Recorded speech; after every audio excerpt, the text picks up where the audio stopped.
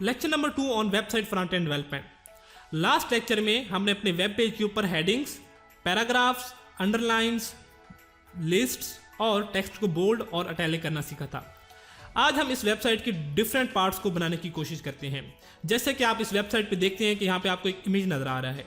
अगर हमने अपनी वेबसाइट के ऊपर कोई इमेज अटैच करना हो तो हम HTML की मदद से वो इमेज किस तरह अटैच कर सकते हैं। तो उसके लिए सबसे पहला तरीकाकार ये है कि हमें इमेज को पहले कहीं ना कहीं सेव करना पड़ेगा। अगर मैं आपको ये दिखाऊं कि ये हमारा लास्ट वाला पेज है, तो इस पेज को अगर मैं इस पेज के ऊपर अपना इमेज लगाना चाहता हूं तो उसका बेस्ट जो प्रोफेशनल वे ये है कि मैं सबसे पहले एक फोल्डर क्रिएट करूं और उस फोल्डर के अंदर इस वेब पेज को रखूं और उस फोल्डर के अंदर ही सारे इमेजेस के रखूं। इससे फ़ायदा ये होता है कि आपकी वेबसाइट के रिलेटेड डेटा जितना भी होता है वो एक ही फोल्डर के अंदर होता है। तो ये फोल्डर मैं यहाँ पे क्रिएट करता हूँ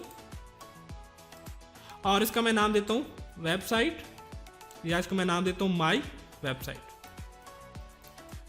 और ये वाली फाइल जो लास्ट टाइम मैंने क्रिएट की थी मैं इसके अंदर इसको ड्रैग कर देता हूँ। अब मैं अपने डेस्कटॉप के ऊपर भी वेबसाइट बना सकता हूँ, लेकिन अगर आप डेस्कटॉप के ऊपर वेबसाइट बनाएंगे तो आपको कुछ इश्यूज फेस करने पड़ सकते हैं। तो इससे बेहतर ये है कि आप किसी लोकल ड्राइव के अंदर अपनी उस वेबसाइट के फोल्डर को रख लें। वो इश्यूज इस तरह हो सकते हैं कि आपका इमेज अटैच ना हो, आपकी फाइल्स लिंक ना हो, तो इससे बेहतर ये है कि आप अपने फोल्डर को किसी एक ड्राइव में रख लें। तो मैंने अपनी फोल्डर को इस ड्राइव ई में रख दिया। अब मैं इस पेज के ऊपर जो लास्ट टाइम हमने बनाया था, और इसका मैं आपको कोड भी दिखाता हूं, इसके ऊपर इमेज लगाना चाहता हूं। तो इमेज लगाने के लिए सबसे पहले हमारे पास इमेज होना चाहिए। तो इमेज को मैं अपने इस पेज के साथ स्टोर करूंगा और उसके लिए मैं एक फोल्डर बनाता हूं इमेजेस का। यानी कि इस वेब पेज के ऊपर जितने भी मैं इमेजेस डिस्प्ले करवाना चाहूँगा उन तमाम की तमाम इमेजेस को मैं इस इमेजेस फोल्डर के अंदर स्टोर करूँगा। इससे फ़ायदा ये होगा कि फ्यूचर में जब आपकी वेबसाइट कम्प्लेक्स होती जाएगी, उसमें बहुत सारे इमेजेस होंगे, बहुत सारे HTML के पेजेस होंगे, तो वो तमाम की तमाम इमेजेस और तमाम के तमाम पेजेस एक दूसरे से सेपरेट रहेंगे, वो एक मेस क्रिएट नहीं होगा। यानी कि जिस तरह की रिलेटेड फाइल्स होंगी वो अपने रिलेटेड फोल्डर्स के अंदर रहेंगी और आपको भी फ्यूचर में कोई कन्फ्यूजन नहीं होगी। अब हमने ई ड्राइव के अंदर वेबसाइट फोल्डर के अंदर इमेजेस का एक फोल्डर क्रिएट किया। हम इसी फेमस वेबसाइट के ऊपर चलते हैं और यहाँ से इमेज को हम कॉपी करते हैं, यानी कि हम राइट क्लिक करके यहाँ पे सेव एज करेंगे। यहाँ से मैं अपनी ई ड्राइव में जाऊँगा, माई वेबसाइट, इमेजेस, और यहाँ पे हम इमेज को किसी एक नेम से सेव कर देंगे, जैसे कि 1.jpg। आप इमेज नेट से भी ले सकते हैं। अगर आपकी पर्सनल कोई पिक्चर पड़ी है तो उसको भी इस तरह आप अरेंज कर सकते हैं।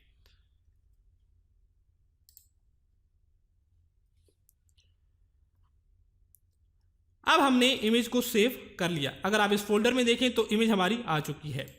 अब हम देखते हैं कि हम HTML की मदद से उस इमेज को अपने इस वेब पेज के ऊपर किस तरह डिस्प्ले कर सकते हैं। तो किसी भी इमेज को HTML पेज के ऊपर डिस्प्ले करने के लिए हमारे पास टैग है, और वो टैग है IMG का। IMG, इसके बाद आप लिखते हैं SRC, मतलब सोर्स, कि ये इमेज कहाँ से आएगा। आप इन डबल कोट्स के अंदर उस इमेज का आप URL भी दे सकते हैं, यानी कि वो इमेज आपका इंटरनेट से भी आ सकता है, या आप उस इमेज का लोकल एड्रेस भी दे सकते हैं। जैसे कि अभी हमारे केस में क्या हो रहा है कि ये हमारा HTML का डॉक्यूमेंट है, इसके साथ एक फोल्डर है इमेजेस का, और वो इमेज 1 की नेम से उस फोल्डर के अंदर पड़ा है। तो हम यहाँ पे किस तरह देंगे, images/1.jpg, और यहाँ पे क्लोजिंग ऑफ दिस टैग, यानी कि ये इमेज का टैग भी सेल्फ क्लोजिंग टैग है। अब इस अगर लोकेशन के ऊपर इमेज पड़ा होगा तो वो हमारी वेब पेज के ऊपर डिस्प्ले हो जाएगा। मैं Ctrl+R से इसको रिफ्रेश करता हूं तो आप देख सकते हैं कि इमेज डिस्प्ले हो गया है। अगर मैं इसको कॉपी करता हूं, 2 दफ़ा कॉपी किया, पेस्ट किया, Ctrl+S किया, Ctrl+R किया, तो आप देखें 2 दफ़ा इमेज डिस्प्ले हो रहा है।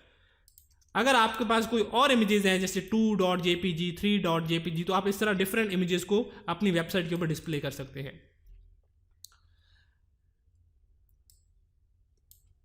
नेक्स्ट चीज जो हम अपनी वेबसाइट के ऊपर कंप्लीट करने जा रहे हैं वो है लिंकिंग।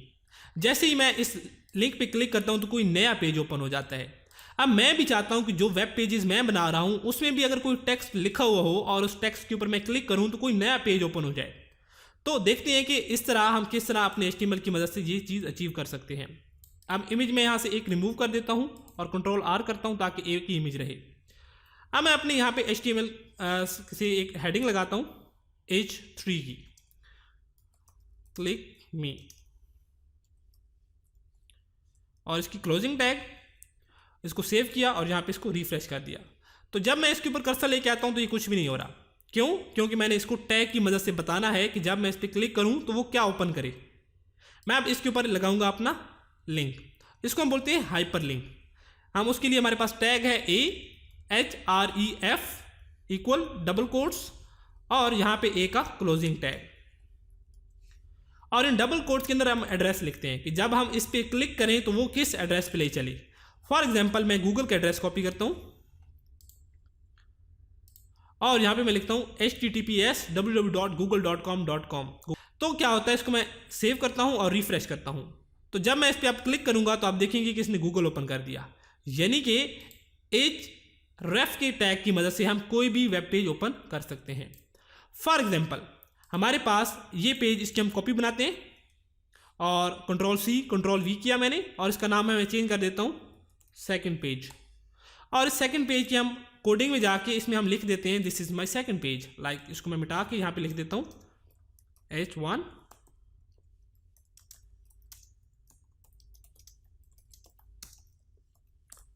इसको Ctrl+S किया।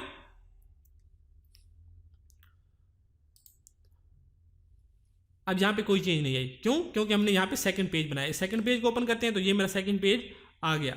अच्छा, अब हम क्या करना चाहते हैं कि जब हम इस क्लिक मी पे क्लिक करें तो वो सेकंड पेज ओपन हो जाए।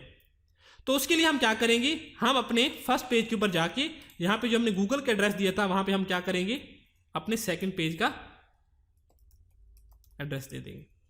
चूंकि दोनों पेजेस एक साथ पड़े हैं तो इसलिए किसी फोल्डर को बताने की जरूरत नहीं है कि सेकंड पेज कहाँ पे पड़ा है। इसको हम बोलते हैं रिलेटिव एड्रेस। ये दोनों एक जगह साथ पड़े हैं और इस तरह इस फोल्डर के साथ इमेजेस का फोल्डर पड़ा है, तो हमने जस्ट बताया कि इमेजेस के फोल्डर के अंदर जाके 1.jpg को डिस्प्ले कर दो। इसमें हमने बताया कि जो इस डॉक्यूमेंट के साथ ये डॉक्यूमेंट पड़ा है उस पर चला जाए। तो लेट्स ट्राई दिस। रिफ्रेश किया और इस पर मैं क्लिक करता हूँ तो देखिए सेकंड पेज ओपन हो गया। अब ये आपका टास्क है कि जब यहाँ पे एक टेक्स्ट हो, जब हम उस टेक्स्ट पे क्लिक करें तो वो फर्स्ट पेज पे दोबारा वापस चला जाए, हमें ये बैक का बटन प्रेस ना करना पड़े। तो आज के लेक्चर में हमने सीखा कि हम किस तरह अपनी वेबसाइट के ऊपर इमेजेस को डिस्प्ले कर सकते हैं और किस तरह हम अपनी वेबसाइट के ऊपर डिफरेंट लिंक्स लगा सकते हैं। अब आपका ये टास्क है कि आपने अपनी वेबसाइट के ऊपर आपने एक वेबसाइट के 3 पेजेस बनाने हैं और 3 पेजेस को एक दूसरे से लिंक करना है। यानी कि एक पेज के ऊपर एक इमेज डिस्प्ले होगा, दूसरे पे भी दूसरा इमेज होगा, तीसरे पे तीसरा इमेज होगा। जब हम पहले पेज पे क्लिक करें तो वो दूसरे पेज पे जाए, दूसरे पेज पे क्लिक करें वो तीसरे पे जाए, इसी तरह तीसरे पे क्लिक करें दोबारा पहले पेज पे आ जाए। तो ये सर्कल इस तरह चलता रहे। So if you do have any question, please comment on our YouTube channel, do subscribe and share with your friends. Thank you.